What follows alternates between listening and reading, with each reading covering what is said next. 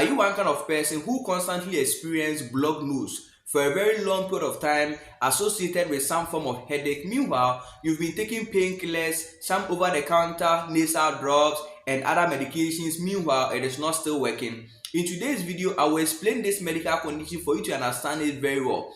If you are new to this channel, my name is Oskojo Emmanuel, a licensed physician assistant by profession. One thing you need to know is that when we take the human scalp, there are certain air-filled spaces and they are called sinuses. These sinuses are very, very important. There are some which are very close to your nose. There are also some at your forehead and also some at your cheek. They are very important because they make your head feel lighter, because basically it is air that is filling those spaces.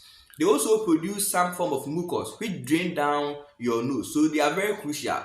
But at some point, if the lining of these sinuses becomes inflamed by certain kind of infections like viral infection or bacterial infection, or if they are being triggered by allergens, they cause inflammation of this lining and it leads to a medical condition we call sinusitis. Basically, there are two different types of sinusitis. We have the acute sinusitis and chronic sinusitis. With acute form of sinusitis, usually it does not last more than 4 weeks or a month.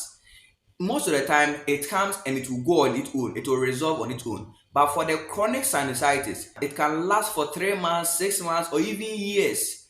Unattended sinusitis or chronic form of sinusitis can lead to you experiencing blocked nose, and sometimes you will find it difficult trying to breathe.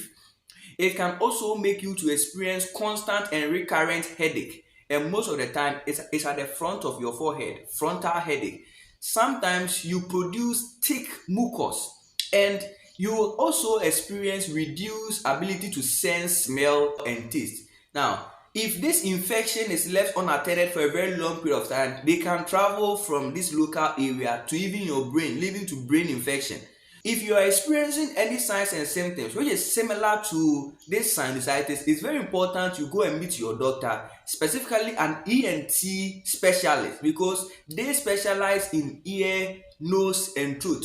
They will examine, and then when they are able to diagnose this sinusitis or a different medical condition which is presenting that, they will write prescription or diagnose you and then make prescription available for you in order to manage this medical condition appropriately. Because if you are experiencing these signs and symptoms, which is likely to be sinusitis, and you resort to over-the-counter medications like painkillers and those nasal drops, you are just managing the signs and symptoms, but you are not treating the underlying cause. That is why I want you to learn something about this video, so that if you are likely to be experiencing signs similar to sinusitis, go and meet your doctor, specifically the ENT specialist, so that they will examine your nose, your ear, and throat, and they will find out the possible cause and manage it appropriately for you. If you find this video helpful, feel free, subscribe to this channel for more videos, like this video, and then share this video to many people.